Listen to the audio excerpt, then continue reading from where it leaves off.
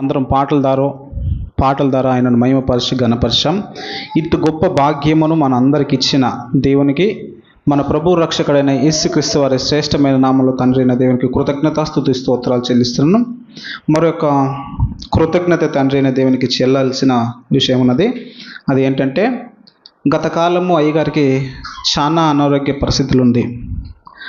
దాదాపుగా మరణపు అంచులోనికి వెళ్ళి దేవుని కృప చేత, దేవుని ప్రేమ చేత, దేవుని కరుణ చేత ఆయనను ముట్టి స్వస్థతపరిచి లేవనెత్తి ఈరోజు మన మధ్యకి అయ్యగారిని తోడుకుని వచ్చినందుకు దేవునికి ఎంతగానో కృతజ్ఞతాస్తుతులు చెల్లించబద్ధులమై ఉన్నాం. అయ్యగారికి అనారోగ్య పరిస్థితుల్లో మరణపు అంచు వరకు వెళ్ళి దేవుడు కాపాడితే ఈరోజు మరి మన మధ్యకు వచ్చాడు. ఇందును బట్టి దేవునికి ఎంతగానో కృతజ్ఞతలు చెల్లిస్తున్నాం. వాక్య భాగంలోకి వెళ్దాం ప్రియులారా. మత్తయి గారు రాసిన సువార్త, అపోస్తులైన మత్తయి గారు రాసిన సువార్త 7వ అధ్యాయము 7 నుంచి చదువుకుందాం. లేఖనం ఏం చెప్తుందంటే, అడుగుడు మీకు ఇయ్యబడును, వెదుకుడు మీకు దొరుకును, తట్టుడు మీకు తీయబడును అన్న మాట మనం ఈరోజు ధ్యానించబోతున్నాం. అందరూ తల్లు వంచుకున్నట్లయితే ప్రార్థన సహాయాన్ని కోరి, దేవుని యొక్క సహాయాన్ని కోరి మనం వాక్య భాగంలోకి వెళ్దాం. ప్రార్థన. మహోన్నతుడ, మహిమగల దేవ, కృపగల మా తండ్రి, నీ పరిశుద్ధమైన శ్రేష్టమైన నామానికి కృతజ్ఞతాస్తుతి స్తోత్రాలు చెల్లిస్తున్నామయ్యా. ఇదిగోన తండ్రి, అల్పులము, అభాగ్యులము, అయోగ్యులము అయినప్పటికీ తండ్రి నీ కృపదార మమ్మల్ని లేవనెత్తి నిలబెట్టి తండ్రి, నీ బిడ్డలకు నన్ను తండ్రి నీ మాటలు వివరించే సామర్థ్యమైన వ్యక్తిగా తండ్రి మమ్మల్ని నడిపెట్టినందుకు నీ పాదాలకు కృతజ్ఞతాస్తుతి స్తోత్రాలు చెల్లిస్తున్నాం తండ్రి. ఇదిగోన తండ్రి, బిజినగర్ గ్రామంలో ఉంటున్న నీ బిడ్డలను బట్టి ప్రార్థిస్తున్నాం తండ్రి. నీ బిడ్డలు నీ విషయంలో తండ్రి ఎంతో ఆసక్తితోనూ ఎంతో తండ్రి ఆలోచనతోనూ తండ్రి నీ మాటలు వినాలని తండ్రి వేగురు పడివారుగా ఉన్నారు తండ్రి. ఇదిగోన తండ్రి, నీ బిడ్డలు ఆశ కలిగిన ప్రాణాలను తండ్రి తృప్తిపరుచిన దేవుడు నీవు ఉన్నావు తండ్రి. ఇదిగోన తండ్రి, లేఖనం ద్వారా తండ్రి మా జీవితాలను చూసుకుని తండ్రి సరి చేసుకుంటూ కృప చూపించమని కోరుతున్నాం తండ్రి. ఇదిగోన తండ్రి, నీ గ్రంథంలో ఉన్న ఈ మాటలు తండ్రి మా జీవితాలకు, మా ఆత్మలకు రక్షణకరమైనవని భావిస్తున్నాం తండ్రి. ఇదిగోన తండ్రి, చెప్పబడుతున్న ప్రతి ఒక్క మాట మా జీవితాలకు ఎంతో ఆత్మీయ మేలులను అనుగ్రహించమని కోరుతున్నాం తండ్రి. మా అందరికి దీవెనకరంగా మలచమని, మా అందరూ తండ్రి మాలో ఉన్న లోపాలను తిద్దుకుని తండ్రి నీ కొరకు మరింత నిశ్చయతగా, మరింత భక్తితో, మరింత విశ్వాసంలో స్థిరంగా ఉండడానికి కృప చూపించమని కోరుతూ ఈ ప్రార్థన మా ప్రభు రక్షకుడు నీ ప్రియ కుమారుడునైనా యేసుక్రీస్తు వారి పేరట ఈ ప్రార్థన అడిగి వేడుకొంచున్నాం తండ్రి. ఆమేన్. మంచిది ప్రియులారా, మనము చదువుకున్న లేఖన భాగం మత్తయి సువార్త 7:7లో సుమారుగా 2.5-3 సంవత్సరాల క్రితము ఒక అంశం మాట్లాడాను. ఏంటి అంటే, వెదుకుడు మీకు దొరుకును అన్న అంశం మాట్లాడాను. అది నా యూట్యూబ్ ఛానల్లో ఉంది. ఈరోజు నేను మాట్లాడబోతున్న అంశం ఏంటంటే, అడుగుడు మీకు ఇవ్వబడును అన్న అంశంపై మాట్లాడబోతున్నాను. ఏంటి అడగాలి, దేనికి అడగాలి అని అంటే, కొంచెం మనం చరిత్రను తవ్వేయడానికి ప్రయత్నించేద్దాం. చరిత్ర అంటే ఎక్కడో ఉన్నది తవ్విదు కాదు, కానీ బైబిల్లో ఉన్న లోతుల్లో, బైబిల్లో గతంలో జరిగిన విషయాలను మనం తవ్వి చూసినట్లయితే అది ఇలా ఉంటుంది. ఎలా ఉంటుంది అంటే, మనందరికీ తెలుసు అబ్రామ్ గారు. అబ్రామ్ కుమారుడు ఎవరు? ఇస్సాకు గారి కుమారుడు యాకోబు గారు. ఏసావుని పక్కన పెట్టేసిద్దాం, మనం వద్దులేండి, యాకోబుని గుర్తు పెట్టుకున్నాం. యాకోబు గారికి కుమారులు ఎంతమంది అండి? 12 మంది. ఈ యాకోబు వారి 12 మంది కుమారులు ఒక కుమారుడు దాస్యానికి అమ్మబడతాడు. ఎవరండి ఆయన? యేసేపు గారు. చాలా హుషారున్నారు, మంచిది. యేసేపు గారు అమ్మగారు ఏ దేశానికి అమ్మబడతాడండి? ఏ దేశానికి? ఐగుప్తు దేశం. ఇస్మాయిల్ దగ్గర ఐగుప్తు దేశానికి కొనుక్కొని పోతారు ఫరోహు. ఇప్పుడు ఆయన ఎక్కడ నివసిస్తున్నాడు? ఐగుప్తు దేశంలో నివసిస్తున్నాడు.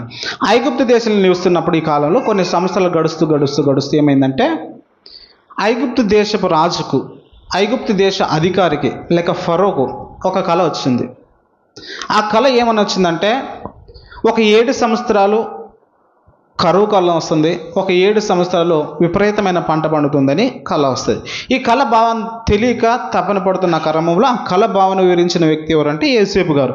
ఆ కళ భావన ఏంటంటే, సమృద్ధిగా పంటలు పండుతాయి 7 సంవత్సరాలు.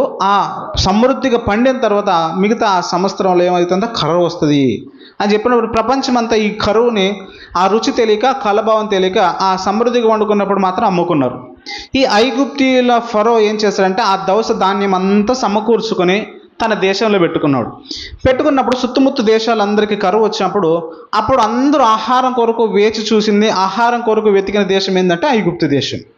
ఐగుప్తు దేశాన్ని వెతికినప్పుడు ఐగుప్తు దేశానికి వెళ్ళాల్సిన అవసరం వచ్చినప్పుడు యాకోబుకి ఎంతమంది కుమారులు మిగిలారు? 11 మంది.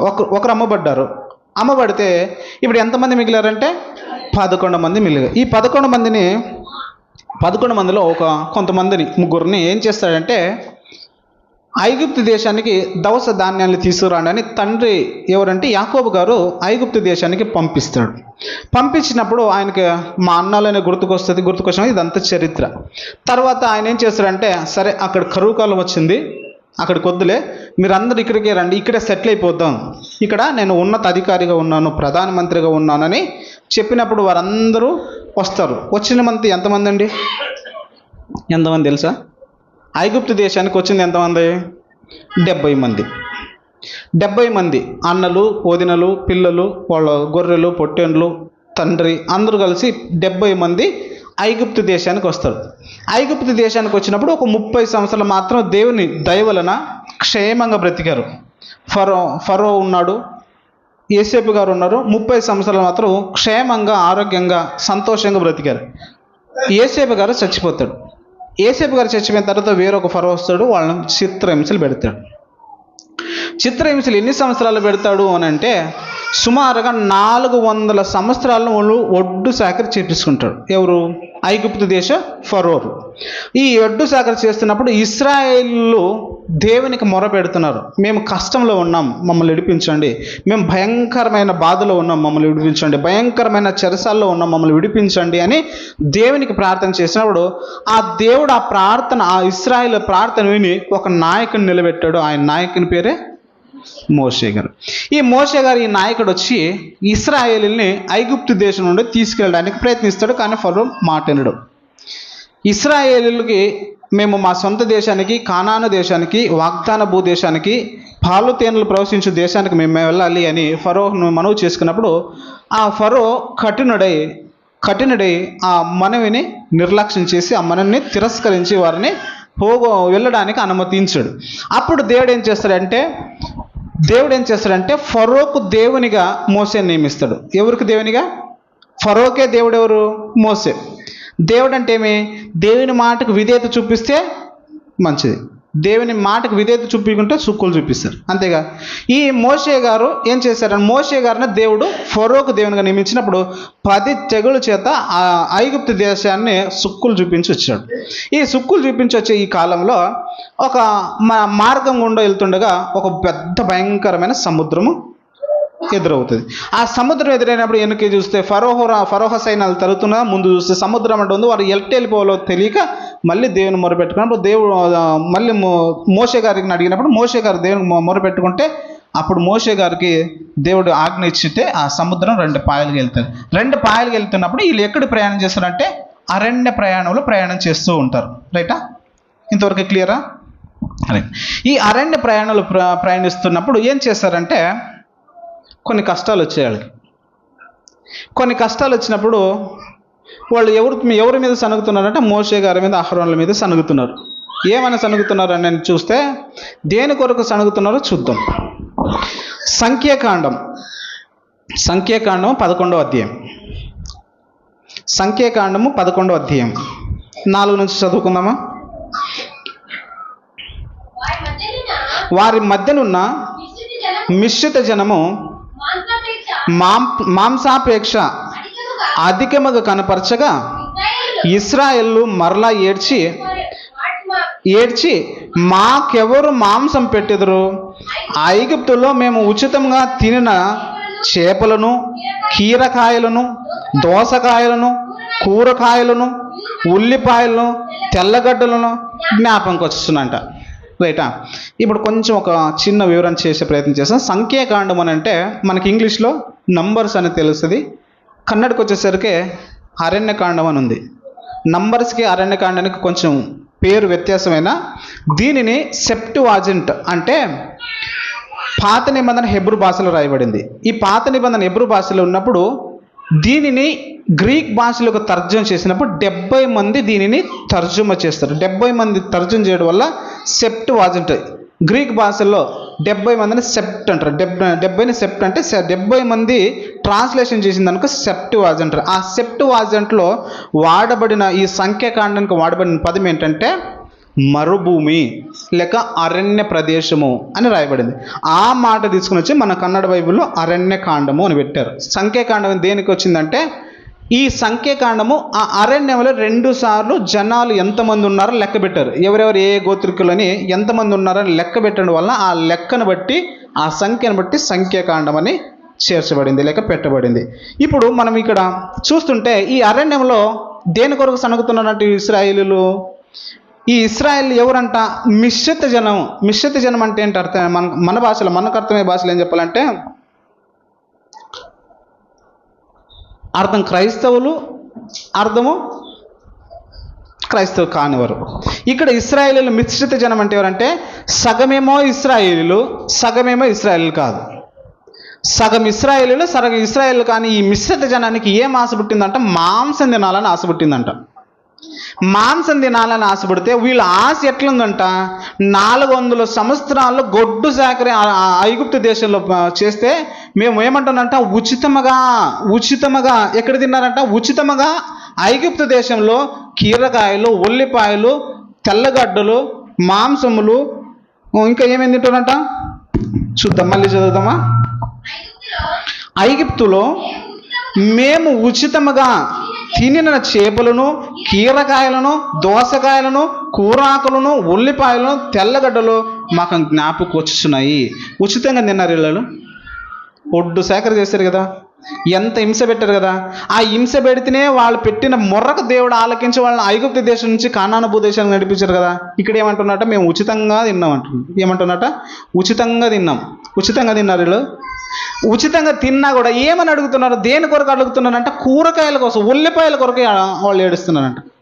మాకు ఉల్లిపాయలు లేవు, మాకు కూరగాయలు లేవు, మాకు ఆకుకూరలు లేవు, తెల్లగడ్డలు లేవు, తుణుకులు లేవు. మన భాషలో తుణుకులు లేవు.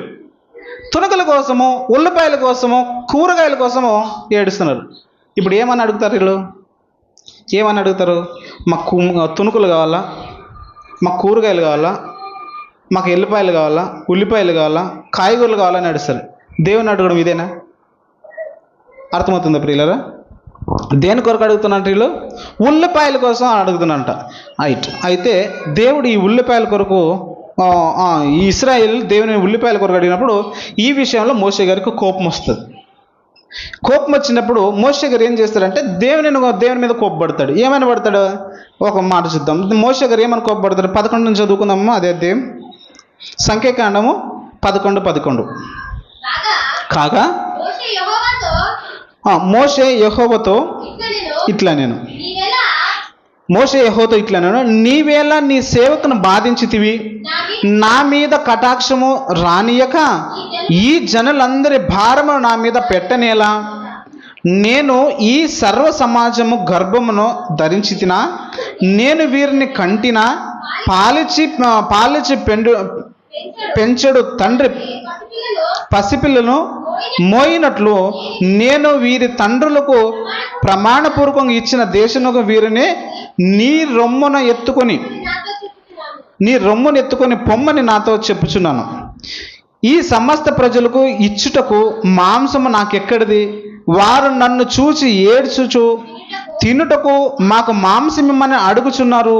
ఈ సమస్త ప్రజలు ఒంటిగా మోయు నావలన కాదు, అది నేను భరింపలేను భారం.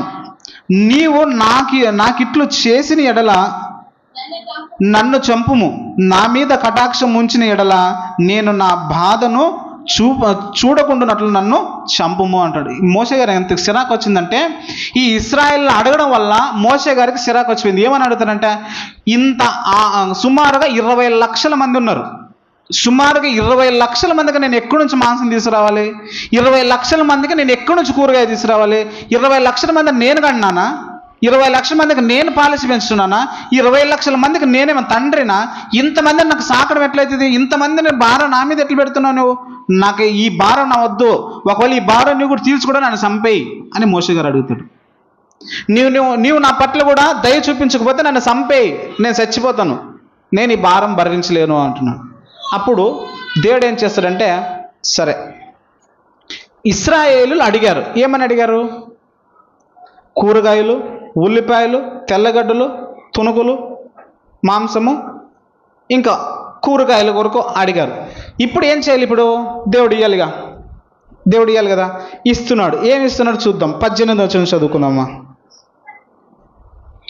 18 నుంచి, నీవు జనులను చూసి ఇట్లనము,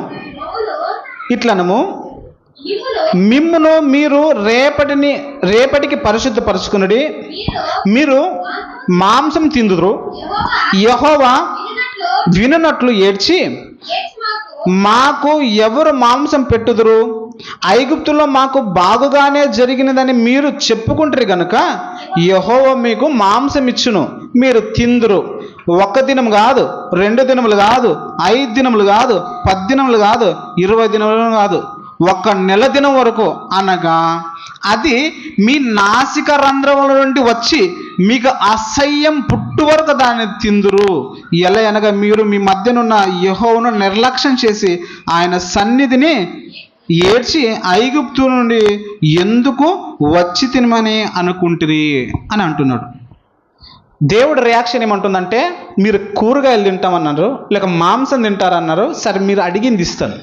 ఎంత ఇస్తాను అంటే, మీరు అడిగిన దానికి ఏమప్పా అడిగితే, ఎందుకయ్యా అడిగితేమని మీరు బాధపడాలి. మీరు దినామ తురుకులు, 1 నాడు కాదు, 2 దినాలు కాదు, 3 దినాలు కాదు, 5 దినాలు కాదు, 20 దినాలు కాదు, నెల వరకు. అంటే నెల అంటే ఎంతంటే, మీరు తిని ముక్కుల నుంచి తుణుకులు వచ్చినా కూడా, తుణుకులు అట్లే వస్తుంటాయి.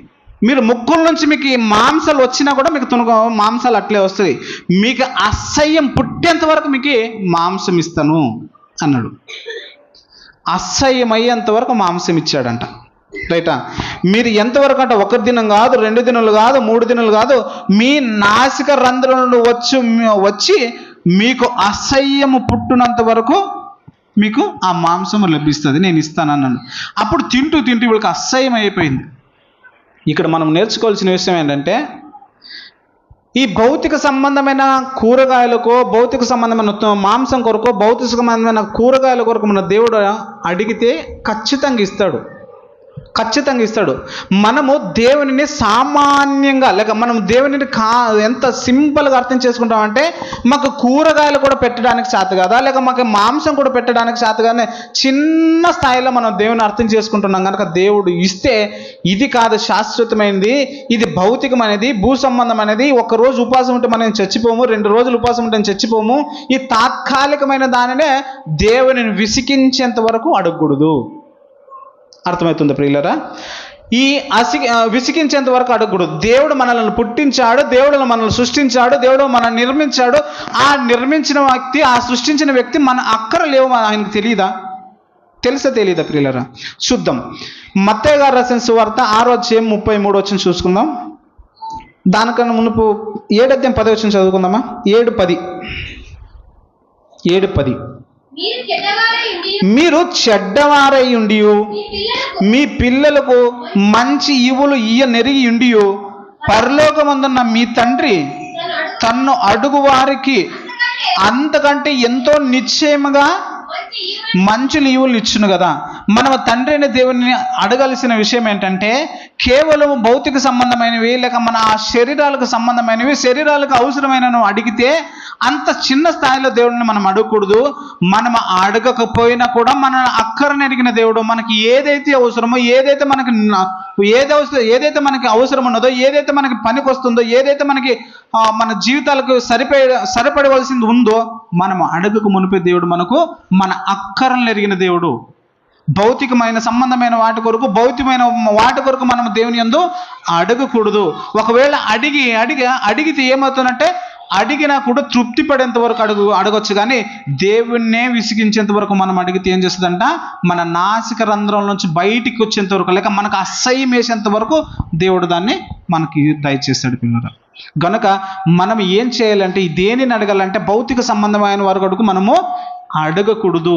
అది తాత్కాలికమైనది, లేక అది శరీర సంబంధమైనది. మనం దేవుడు అడిగి మనం విసిగిస్తే దేవుడు దానిని కూడా, ఆ ఏడుపును లేక ఆ మొరను కూడా దేవుడు మన చెవి యొగ్గి మనకు ప్రత్యుత్తరం తెచ్చిస్తే దానివల్ల మనం పర్యవసనాలు ఎదుర్కోవాల్సి వస్తుంది తప్ప దానివల్ల మనకు మేలు దొరకదు ప్రియులారా. మరి ఏం ఎతకాలి లేక ఏం అడగాలి అని అంటే అప్పుడు చెప్తున్నాడు. 6:33 చదువుకుందాం తల్లి. కాబట్టి మీరు ఆయన రాజ్యమును నీతిని మొదట వెతకాలి అంట. దేనిని వెతకాలి?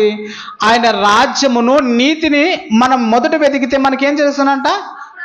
అప్పుడు అవన్నీ మనకేమైతే అవసరమో, మన భౌతిక సంబంధమైనవి, శరీర సంబంధమైనవి, ఆత్మ సంబంధమైనవి, ప్రతి ఈవి అంటే అవసరాలు, ప్రతి అవసరాలు నీకు ఆత్మ సంబంధమైన అవసరం ఉందా, భౌతిక సంబంధమైన అవసరం ఉందా, నీకు దేని కొరకైతే నీకు అవసరం ఉందో, లేక నీకు ఏదైతే ఈవులు ఉన్నాయో అప్పుడు అవన్నీ కూడా ఏమవుతున్నట్టు తెలియ మీకు అనుగ్రహింపబడుతున్నాయి. దేనిని వెతకాలి అంటే దేవుని రాజ్యమును నీతిని వెతికితే తప్ప మనకి అన్నీ మనం అడగక మునిపే దేవుడు మనకు ఇచ్చే దేవుడు. మన పిల్లలను మనం చెడిపోవాలని ఎప్పుడైనా కోరుకుంటున్నామా? ఏ స్కూల్లో ఏ తండ్రిని కూడా పసి వయసులోనే స్కూల్కి అడ్మిషన్ చేసడమే నేను చూశాను తప్ప బార్ షాపుల్లోనూ ఏమో డ్రగ్కి అలవాటు అయ్యే ఆ ఒక కల్చర్లోనూ అడ్మిషన్ చేర్చినట్టు నేను ఎక్కడ చూసారు మీరేమన్నా? పసిపిల్లవాడిని నేనైతే సరిగా లేను, నా కుమారుడైన గొప్పగా బ్రతకాలనే ఒక ఆశతోనే ఒక తండ్రి స్కూల్ చదివించడమో, శాలికి పంపించడమో, వాడిని మంచి ఉద్యోగస్తులు చేయడమో, మంచి ఒక ఉన్నత స్థాయిలో ఆయన్ని ఊహించుకుంటానే తప్ప వాడు నాకన్నా దౌర్భాగ్యుడు అవ్వాలి, వాడు నాకన్నా దరిద్రుడు, వాళ్ళు నాకన్నా నాశనం అవ్వాలని ఏ తండ్రి కూడా కోరుకోడు కదా. మన శరీర సంబంధమైన తండ్రులే కుమారుల పట్ల మనకి ఇంత ప్రేమ ఉంటే మనలను సృష్టించిన పరలోకమందు నా తండ్రి మన కొరకు ఇంకా ఎంత ఆశపడుతున్నారు కదా ప్రియులరా, మన కొరకు ఇంకా ఎంత ప్రేమ చూపిస్తున్నారు కదా ప్రియులరా. మనము భౌతిక సంబంధమైన అడిగితే ఆయనను మనం విసిగిస్తే మనకు ఆయన ఇచ్చే ఆశీర్వాదం వలన మనకు వెక్కసపడుతుంది, ఆయన ఇచ్చే ఆశీర్వాదం మనకు అసహ్యం పడుతుంది. గనక భౌతిక సంబంధం వాటి కొరకు మనము దేవుని యందు నమ్మకం ఉంచకూడదు. భౌతిక సంబంధం వాటిని అడిగి మనం దేవుని ఇబ్బంది పెట్టకూడదు. సంఖ్యాకాండం 11వ అధ్యాయం 14వ అధ్యాయం చదువుకుందాం. సంఖ్యాకాండం 14వ అధ్యాయం 3 నుంచి చదువుకుందాం. మళ్ళీ ఇక్కడ ఒక సమస్య ఉంది, చూద్దాం. మళ్ళీ ఒక సమస్య వస్తుంది ఇక్కడ, చదువుకుందాం. సంఖ్యాకాండం 14వ అధ్యాయం 3 నుంచి. ఆ సర్వజనము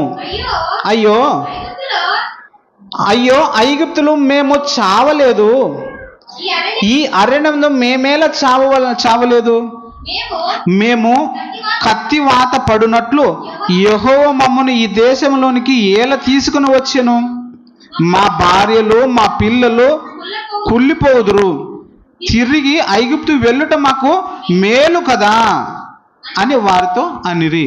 ఈ ఇశ్రాయేలులకి ఎలా వచ్చిందంటే, మేము ఐగుప్తు దేశంలో ఉంటే మాకు మంచిది, అక్కడ మేము బతికే వాళ్ళము, అక్కడ చచ్చిపోయినా బాగుండేది మా జీవితాలు.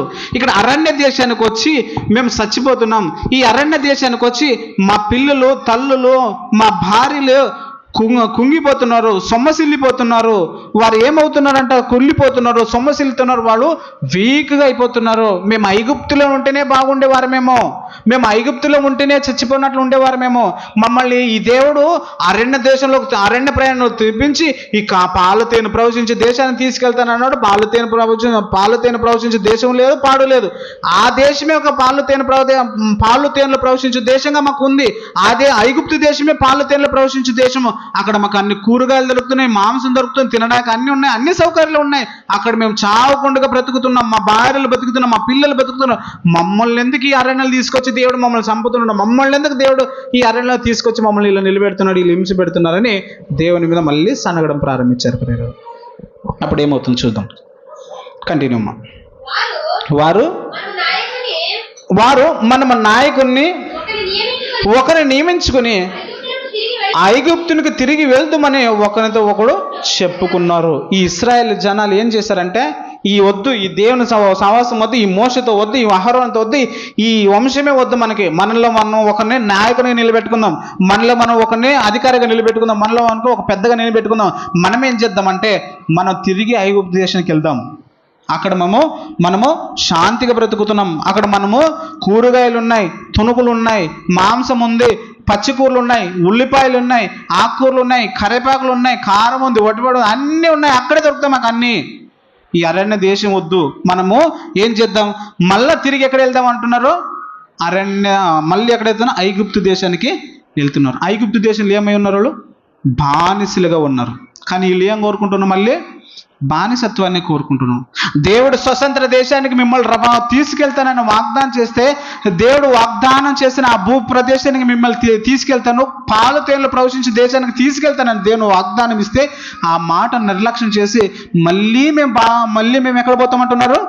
ఆ ఐగుప్తు దేశం, బానిస దేశానికి మేము వెళ్ళాలని ఆశపడుతున్నాం. నేటి క్రైస్తవ ప్రపంచం కూడా అలాగే మారిపోయింది ప్రియులారా.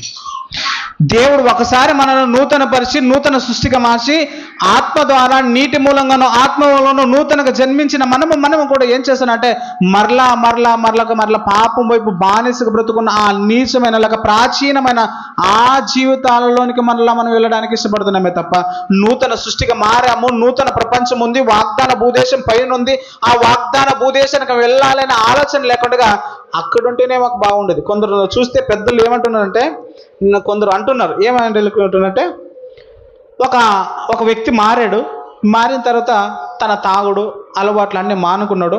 అప్పుడు ఆరోగ్యం బాగుందంట. తాగడం మానేసిన తర్వాత లేని రోగాలు వచ్చాయంట. అప్పుడు ఏమంటున్నాడు ఆ వ్యక్తి, నేను తాగేటప్పుడే బాగుంటే ఈ దేవుని నమ్ముకునే నాకు అంత ఇన్ని కష్టాలు వచ్చాయి అంటారనరా. ఇప్పుడు వీళ్ళకి ఏ జీవితాలు ఇష్టమైనట్టు? ఆ బానిస బ్రతుకు, పాపానికి బానిసమైన ఆ జీవితం వీళ్ళకి మేలుగా కనపడుతుంది. నీతి కొరకు, మహిమ కొరకు, దేవుడు ఉండే ఆ లోకం చేరే ఆ నిత్యత్వ స్థితి వీళ్ళకి ఇష్టం కావట్లేదు. ఆ నిత్యత్వం వాళ్ళకి ఉపయోగం, అది ఆ మహిమను వాళ్ళకి రుచి ఎరగట్లేదు. వీళ్ళు నేను తాగక మునిపే నేను చాలా బాగున్నాను, నాకు అప్పుడు ఏ రోగం లేదు, అప్పుడు అన్నీ బాగున్నాయని చెప్తున్నారు. అవునా లేదా? నేటి క్రైస్తవ ప్రపంచం కూడా అలా మారిపోయింది.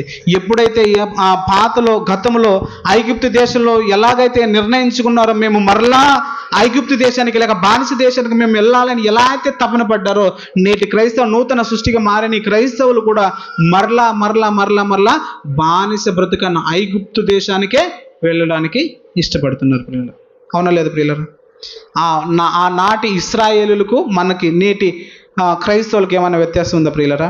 వాళ్ళు మిశ్రిత జనంగా ఉన్నారు, మాంసాపేక్షలై ఉన్నారు. క్రైస్తవులు కూడా మిశ్రిత జనంగా ఉన్నారు, లోకాశల ప్రేరేపులయ్యారు, లోకాశల ప్రియులారు, భోగేచ్ఛల ప్రియులయ్యారు. అవునా లేదా ప్రియులరా?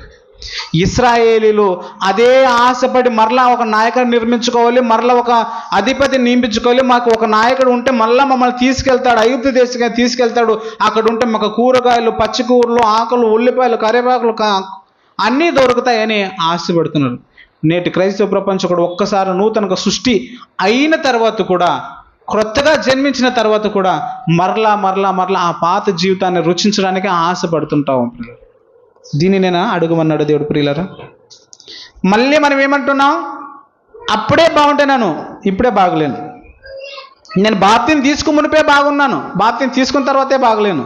బాప్తిని తీసుకున్న తర్వాత ఆరోగ్యం బాగుండదు, అన్నీ బాగున్నాయి, ఆస్తులు ఉన్నాయి, అప్పులు లేవు, ఇబ్బందులు లేవు, కష్టాలు లేవు.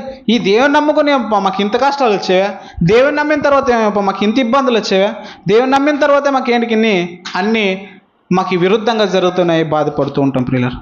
ప్రతిదీ కూడా దేవుడు మన మేలు కొరకే దాచి ఉంచాడనేది మనము గ్రహించాలి ప్రియులారా. దేవుడు మన మేలు కొరకు ప్రతిదీ మన జీవితంలో శోధన లేక మన జీవితంలో కష్టాలు, మన జీవితంలో ఏదైనా మనకు ఆటంకాలు జరుగుతుందంటే అది ఖచ్చితంగా దేవుని అనుమతితోనే. దాని వలన మంచి కొరకు, దాని కొరకు మేలునే మన పట్ల దేవుడు దాచి ఉంచాడని మనకు బైబిల్ చెప్తుంది. దీనిని బైబిల్ ఒక ఉదాహరణ పేతురు గారు ఏమంటున్నారంటే, బంగారుకి ఏం కావాలంట? శ్రమ పెడితేనే తప్ప అది ఒక రూపం రాదంట. ఒక బంగారు ఉంగురు తీసుకోండి, ఒక బంగారు తాళిబెట్టు తీసుకోండి, అంత మంచి ఆకారం రావడానికి అది ముందు ఏం చేయాలి? అగ్నిలో కాల్చబడాలి. సువర్ణము అగ్నిలో కాల్చబడితేనే తప్ప అది దానికి ఏం రాదంట? రూపం రాదంట. మనిషిని కూడా సువర్ణంతో పోల్చాడు పేతురు గారు. ప్రియులారా, మనిషి ఉన్న కష్టాలు కూడా ఒక అగ్ని వలె ఉన్నాయి. అది మన మేలు కొరకే, ఒక మంచి రూపం రావడానికి, ఒక భవిష్యత్తులో మంచి నిత్యత్వంలో ఒక మంచి మహిమను మనం పొందుకోవడానికి దేవుడు మన పట్ల అనుమతిస్తూ ఉంటాడు. మనము కూడా కూరగాయలకో, బీరకాయలకో, వంకాయలకో, టమాటాలకో మనము దేవుని నమ్ముకోకూడదు ప్రియులారా. అవునా లేదా? శరీర సంబంధమైన వారి కొరకు మనము దేవుని యందు విశ్వాసం ఇస్తే, శరీర సంబంధం వారి కొరకు, భౌతిక సంబంధం వారి కొరకు మనము కూడా దేవుని అడిగితే మనకు ఖచ్చితంగా దేవుడు ఇస్తాడు. ఈయనంత అసమర్థుడైతే మన దేవుడు కాదు. అయితే దాని నుంచి పర్యవసనాలు మనమే ఎదుర్కోవాల్సి వస్తుంది ప్రియులారా. కనుక మనము దేనిని అడగాలి అంట? అడిగితే ప్రతిదీ మనకి ఇవ్వబడుతుందంట. దేనిని అడగాలి అంటే ఆత్మ సంబంధమైన పైన వాటిని మనం వెతకాలి, లేక పైన వాటిని అడగాలని కొలెసీలకు రాసిన పత్రిక 3వ అధ్యాయం, కొలెసీలకు రాసిన పత్రిక 3వ అధ్యాయము మొదటి నుంచి చదువుకుందాం ప్రియులారా. కొలెసీలకు రాసిన పత్రిక 3వ అధ్యాయం మొదటి నుంచి. మీరు క్రీస్తుతో కూడా లేపబడిన వారైతే పైనున్న వాటిని వెతుకుడి, అక్కడ క్రీస్తు దేవుని కుడిపార్శ్వము కూర్చుని ఉన్నాడు. పైనున్న వాటి మీదనే కానీ భూ సంబంధమైన వాటి మీద మనసు పెట్టకుడి అని గ్రంథం సెలవుస్తుంది. ఒకసారి నూతన సృష్టిగా మారిన నీవు, లేక నూతన సృష్టిగా మారిన క్రైస్తవ ప్రపంచం ఎలా ఉండాలి అంటే, పైనున్నదే మనకు శాశ్వతమైనది, పైనున్నదే మనకి నిత్యత్వం కలిగినది, పైనున్నదే మనకు అనంత లోకాన్ని అని గ్రహించి వాటిపైననే మనము మనసు పెట్టుకోవాలంట. అబ్రహాం గారు దేనిపైన మనసు ఉంచాడంట? బునాది కలిగిన ఆ పట్టణం యందు ఆయన మనసు పెట్టుకున్నాడంట. పైనున్న ఆ బునాది కలిగిన పట్టణం వైపు తేరి చూసుచూ కనబెడుచున్నాడంట అబ్రహాం గారు. ప్రియులారా, నేటి క్రైస్తవ ప్రపంచమైన మనము కూడా దేనిపైన మనం ఆశ పెట్టాలి, దేనిని మనం అడగాలి, దేనిపైన మనం మనసు పెట్టుకోవాలి, దేనిని మనం అడిగితే దేవుడు మనకు ప్రాప్తిస్తాడంటే తాత్కాలికమైన వాటిని అడిగితే కూడా దేవుడు మన అక్కరను తీరుస్తాడు. తాత్కాలికమైన వాటిని మనం అడిగినా కూడా మన అక్కర్లను ఎరిగిన దేవుడు మన తాత్కాలికమైనది ఏదైతే అవసరమో అది ఇస్తాడు. మనకు ఉదాహరణకి అర్థం కావడానికి ఒక చిన్న ఉదాహరణ చెప్పాం. గతంలో మనం చిన్న విన్నాను, మా తాత చెప్పేవాడు ఈ కథ. ఏంటి అంటే, ఒక రాజు వచ్చాడంట. ఒక రాజు గుర్రాన్ని వేసుకొని ఒక చిన్న పల్లెటూరుకి వచ్చాడంట. ఆ పల్లెటూరుకి వస్తే ఆ పల్లెటూరులో ఒక చిన్న భిక్షగాడు ఉన్నాడంట. ఈ భిక్షగాడు ఆ రాజుని ఎదుర్కొన్నాడంట. ఆ రాజు సరే ఎదుర్కొన్నా, నీకు ఏం కావాలి అని అడిగాడంట. అని అడిగితే అడగక మునిపి ఏం చేశాడంటే, ఈ భిక్షగాడు వెళ్ళి ఆయన ముందున యాచన చేశాడంట. భిక్ష ఆటని అడిగాడంట. యాచన చేస్తే ఆ రాజు ఆ గుర్రాన్ని దిగి ఏం చేశాడంటే, ఈ రిటర్న్గా ఆయన భిక్షాటన చేశాడంట. ఎవరిని? ఆ రాజు ఆ భిక్షగాన్ని భిక్షాటన చేశాడు. ఈ భిక్షగాడు ఏమంటా, నాకే దిక్కు లేక నానే అడుక్కుంటుంటే నీవు నన్ను అడుక్కుంటావని బాధపడి ఏం చేశాడంటే, తన దగ్గరలో ఉన్న సంచిలో ఉన్న ఒక బియ్యం గింజ, ఒక చిన్న బియ్యం గింజ తీసుకుని ఆయన చేతిలో పెట్టాడంట. ఒక్క బియ్యం గింజ తీసుకుని ఆ రాజు అడిగిన దానికి ఆ బియ్యం గింజ ఆయన చేతిలో పెట్టాడంట. సరే పెట్టిన తర్వాత వెళ్ళిపోయాడంట రాజు. వెళ్ళిపోతే ఏమైందని అంటే, పోయిన తర్వాత ఈ బిచ్చగాడు ఆలోచన చేస్తున్నాడు, నాకే గతి లేక రాజుని అడిగితే ఆ రాజు వచ్చి నన్ను అడుగుతాడు, వాడేవాడు రాజు అని అడుగుతున్నాడు. అయిన తర్వాత కొంతకాలం గడిచిన తర్వాత ఏం చేస్తాడంట, తన సంచిలో ఉన్న బియ్యం అంతా పారబోసాడంట. పారబోసిన తర్వాత ఆ బియ్యం గింజలో ఒకే ఒక బియ్యం గింజ బంగారపు గింజ ఉందంట. అర్థమైంది ప్రియులరా? ఒకే ఒక బియ్యం గింజ బంగారం గింజ ఉందంట. అప్పుడు ఏడుస్తాడంట, నేను ఎన్ని బియ్యం ఆయనకి ఇచ్చాడో నాకు మొత్తం బంగారం ఇచ్చేవాడేమో, నేను ఎంత నన్ను నష్టపోయాను, ఎంత నన్ను నిర్లక్ష్యం చేశాను ఆ రాజు పట్ల, ఎంత అమర్యాదగా నడుచుకున్నాను నేను అని చెప్పాడు. దీని భావన ఏంటంటే, మా తాత చెప్తుడు ఏంటంటే, దేవుడు కూడా మనకు అంత పరసంబంధమైన దీవెనలు ఇస్తే మన చిన్న వాటి కొరకు ఆయనను అడుగుతున్నాం. ఆ చిన్న వాటిని ఇస్తే నువ్వు అంతలోనే తృప్తి పడితే, ఆ తృప్తి అయిపోయిన తర్వాత నువ్వు మళ్ళీ ఏం పడాల్సి వస్తుంది? మళ్ళీ బిచ్చి మెత్తుకునే పడాల్సి వస్తుంది. మళ్ళీ నువ్వేం చేయాల్సి వస్తుంది? వేదన పడాల్సి వస్తుంది. మళ్ళీ నువ్వేం చేయాల్సి వస్తుందనే అడుక్కోవాల్సి వస్తుంది, లేక బాధపడాల్సి వస్తుంది. గనక మనము దేవుని అడిగితే చిన్న వాటిని అడగకూడదు, శాశ్వతంగా ఉపయోగపడేది అడగాలి, శాశ్వతంగా నిలిచిపోయేది అడగాలి, శాశ్వతమైన లోకాన్ని మనం అడగాలి అని చెప్పేవారు పిల్లలు. గనక మనము కూడా చిన్న చిన్న వాటి కొరకు ఆ బిచ్చాటం చేసిన ఆ అమాయకుడు లేక ఆ నిర్లక్ష్యపు వ్యక్తిలాగా మనం కూడా మన దేవుని పట్ల ఒక అడిగితే అది మాత్రమే దేవుడు మనకిస్తే శాశ్వతమైనది, నిత్యమైనది, పరసంబంధమైన దీవెనలు లేక పరలోక సంబంధమైన ఆ బునాది కలిగిన పట్టణాలను మనము మిస్ అయిన వారం అవుతాం పిల్లలు. కనుక మనము దేవుని అడగవలసిన విధం ఏమి కనుక మనం పైన వాటిని వెతకాలి. పైన ఎవరున్నారంటే పైన మన పాపం నిమిత్తము ఆ రక్తం కాచి మనల్ని తన రక్తం ద్వారా కొనుక్కున్న యేసుక్రీస్తు మన ప్రాణనాథుడు, మన రక్షకుడు, మన దేవుడు పైలోకంలో ఉన్నాడు ప్రియులారా. ఆయన చెంతకు చేరితే చాలు, ఆయన రొమ్మును మనం ఉంటే చాలు, ఆయన మనల్ని హక్కును చేర్చుకుంటే చాలు, ఆయన దృష్టి మన వైపు ఉంటే చాలు, ఆయన చెయ్యి మన వైపు చాచితే చాలు, ఆయన కన్ను దృష్టి, ఆయన నేత్రాంశంలో మనం ఉంటే చాలు, ఆయన నీడలో బ్రతికితే చాలు, ఆయన కృపలో బతికితే చాలు, ఆయన ప్రేమలో బతికితే చాలు, ఆయన నుండి లోకంలో ఉంటే చాలు ప్రియులారా. మనకు అంతకు మించిన శాశ్వతమైనది ఈ లోకంలో ఏముంది ప్రియులారా. కనుక మనం పైన వాటి కొరకు ప్రయాసపడాలి, పైన వాటిని మనం అడగాలి. ఆ బునాది కలిగిన పట్టణాలను మనం స్వతంత్రించుకోవడానికి మనం ప్రయాసపడాలి, దాని కొరకు మనం వేగిరపడాలి, దాని కొరకు మనం పరుగులు ఎత్తాలి, దానిలో మనం స్వతంత్రించుకోవడానికి పోరాటం పడాలి తప్ప ప్రియులారా శరీర సంబంధమైన భౌతిక సంబంధం మనము ఆరాటపడదు. అయితే అడగకూడదా? మనకు అనారోగ్యం వచ్చింది, అడగకూడదా? అడగకూడదండి? మేము మిమ్మల్ని అడుగుతున్నాను, అడగకూడదా? అడగాలి. గాయపరచువాడు ఆయనే, గాయములు కట్టువాడు ఆయనే, స్వస్థపరచువాడు ఆయనే, బాగుపరచువాడు ఆయనే. గనక మన సమస్యను అడగడం వరకే మన బాధ్యత. దానిని ఆ సమస్య వల్ల దేవుని విసిగించే స్థితిలో మనము ఆ విసిగించే స్థాయిలో దేవుని అడగకూడదు. మనకి ఏదైతే అవసరమో అది అడిగితే దేవుడు ఖచ్చితంగా దూస్తాడు. మనకు ముఖ్యంగా అవసరం ఏంటంటే దేవుని రాజ్యమును, నీతిని మనము వెతికితే, ఆ నీతిలోనూ ఆ రాజ్యంలో బ్రతికితే, ఆ నీతి గుండా మనం ప్రయాణిస్తే, ఆ నీతి మార్గంలో మనము నిలబడితే, ఆ నీతి మార్గంలో మనం ప్రయాణిస్తూ ఉంటే మనకు అక్కరగలిగినవన్నీ కూడా మనం అడగక మునిపే మన అక్కర్లు అడిగిన దేవుడు మనకు దయచేస్తాడు. గనక పైనున్న మాటని కొరకు మనము అడగాలి. దీన్ని అపోస్తలుడైన పౌలు గారు ఏమంటున్నానంటే కొరింథీయులకు రాసిన మొదటి పత్రిక 15వ అధ్యాయం, కొరింథీయులకు రాసిన పత్రిక 15వ అధ్యాయం 19వ వచనం చదువుకుందామా. కొరింథీయులకు రాసిన పత్రిక 15వ అధ్యాయం 19వ వచనం. మొదటి కొరింథీయులకు రాసిన పత్రిక 15వ అధ్యాయం 19వ వచనం చదువుదామా ప్రియులారా. ఈ జీవిత కాలం మట్టుకే మనము క్రీస్తునందు నిరీక్షించిన వారమైన ఎడల మనుషులందరికంటే దౌర్భాగ్యులమవుదుము. క్రైస్తవులమైన మనము లోక సంబంధమైన ఆ వ్యక్తులు లేక మనుషులు అడుగుచున్న వాటినే మన క్రైస్తవులు లేక దేవుని బిడ్డలు దేవుని నీతిని, దేవుని మహిమను, దేవుని కృపను అనుభవిస్తున్న నేటి క్రైస్తవ ప్రపంచం కూడా లోకంలో ఉంటున్న ఆ మనుషుల కొరకు తాత్కాలికమైనవన్నీ మనం అడుగుతుంటే, ఆ తాత్కాలికమైన భోగేచ్ఛల కొరకు లేక తాత్కాలికమైన శరీర సంబంధమైన కోరికల కొరకు, శరీర సంబంధమైన ఆశల కొరకు, శరీర సంబంధమైన ఈవుల కొరకు మనం దేవుని యందు ఉంటే, ఆ లోకంలో ఉండే మనుషులందరికన్నా దౌర్భాగ్యులు ఎవరంట?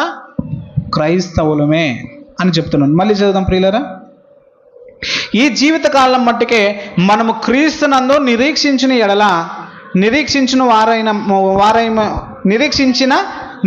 వారమైన ఎడల మనుషులందరికంటే దౌర్భాగ్యులమవును. ఈ జీవితకాలం మట్టుకు మనం క్రీస్తునందు నిరీక్షించకూడదు ప్రియులారా.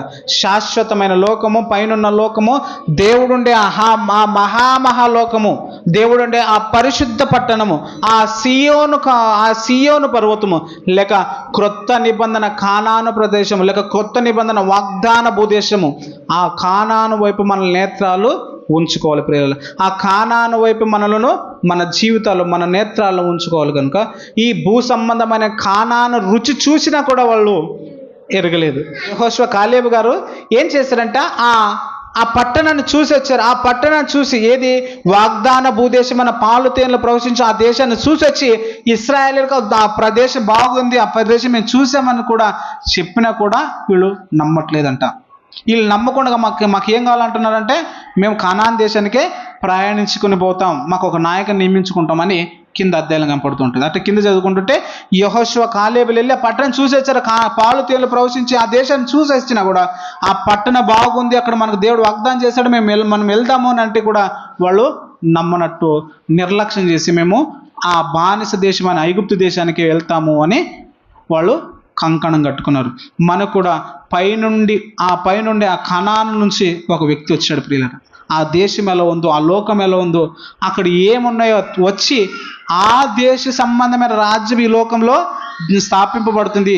ఆ సంబంధమైన పరలోక రాజ్యం సమీపం గనుక మీరు మారు మనసు పొందుకోండి అక్కడ నివాసి అయిన, అక్కడ ఉంటున్న ఆ వ్యక్తి లేక ఆ మహా శూరుడు లేక ఆ దేవుడు యేసు ప్రభు పైనుండి ఆ లోకం పైనుండి ఆ కానాను దేశం నుండి వచ్చి పరలోక రాజ్యం సమీపించింది కనుక మీరు మారు మనసు పొందుకోండి, మీరు మారు మనసు పొందుకుంటే ఆ పరలోక దేశానికి మిమ్మల్ని తీసుకెళ్తాను, ఆ వాగ్దాన భూదేశానికి మిమ్మల్ని తీసుకెళ్తానని చూసి వచ్చిన వ్యక్తి లేక అక్కడ ఉండి వ్యక్తి, అక్కడ నివసిస్తున్న ఆ వ్యక్తి లేక ఆ దేవుడే వచ్చి ఈ భూలోకంలో మనకు చెప్పాడు ప్రియులారా. గనక వారు ఇశ్రాయేలు ఎలాగైతే యెహోషువ కాలేబులు ఎలాగైతే నమ్మలేదో, ఎలాగైతే ఆ బానిస దేశమైన లేక ఆ బానిస దేశమైన ఐగుప్తు దేశానికే మేము వెళ్ళాలని ఆశపడుతున్నామో, నేటి క్రైస్తవ ప్రపంచం కూడా ఈ లోకమే శాశ్వతమైన, ఈ లోకంలో తిందాం తాగదాం, ఇంకేముంది మనం బ్రతుకుతూ లేక మనకి ఇంకొక జీవితం లేదు, ఇక్కడే తిని తాగి ఎంజాయ్ చేద్దామని మనం కూడా ఇదే నిర్లక్ష్యము వహిస్తే,